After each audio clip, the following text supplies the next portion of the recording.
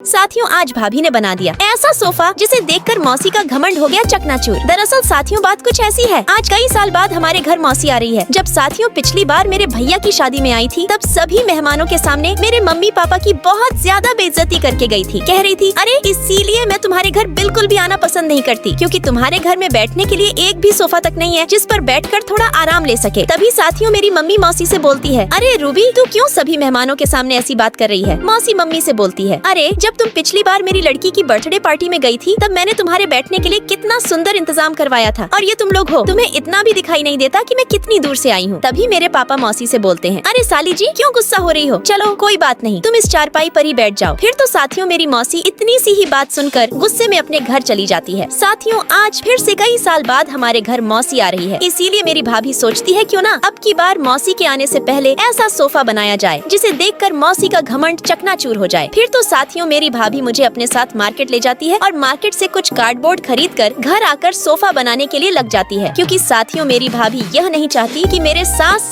ससुर की किसी के सामने बेइज्जती हो। साथियों, गरीब होना कोई शर्म की बात नहीं है, यह तो ऊपर वाले की मर्जी है, लेकिन कोशिश न करना और अपनी इज्जत का ध्यान न रखना, ये हमारी गलती होती है। साथियों, आज का दिन हमारे लिए और भी खास है, क्योंकि बड़ी दीदी को शहर की एक नामी बड़ी कंपनी में नौकरी के इंटरव्यू के लिए भी बुलावा आया है। एक तरफ लड़की वाले आने वाले हैं और दूसरी तरफ दीदी का बड़ा इंटरव्यू है। मतलब आज का दिन हमारे घर की किस्मत बदलने का भी दिन हो सकता है। इसलिए हम दोनों बहनों ने सुबह से ही समय बर्बाद नहीं किया, मेहनत करते रहे और काटे रहे, जोड़ते रहे और हर टुकड़े को अच्छे से फिट करते रहे, ताकि कुर्सी न सिर्फ बैठने लायक हो, बल्कि देखने में भी किसी खरीदी हुई कुर्सी से कम न लगे। धीरे धीरे कुर्सी का ढांचा तैयार हो गया। अब हमने उसकी सीट और बैक को और मजबूत बनाने के लिए कपड़े और गद्दे का इस्तेमाल किया, ताकि लड़की वाले बैठकर आराम महसूस करें। फिर उसके किनारों को अच्छे से सजाया ताकि दिखने में आकर्षक लगे। साथियों, ये कुर्सी सिर्फ बैठने का सामान नहीं, बल्कि हमारी मेहनत और हमारी इज्जत का प्रतीक है। साथियों, अब दीदी का सोफा बनने ही वाला है, लेकिन उसे देखने से पहले जो बच्चा परीक्षा में पास होना चाहता है या अच्छा नंबर लाना चाहता है, वो इस वीडियो को लाइक करके चैनल को सब्सक्राइब करें और कमेंट में जय माँ सरस्वती लिखें। मैं उन्हें कभी फेल नहीं होने दूंगी, आशीर्वाद है। साथियों, लास्ट में भाभी ने कितना सुंदर सोफा बना दिया। आपको कैसा लगा, कमेंट में बताएं।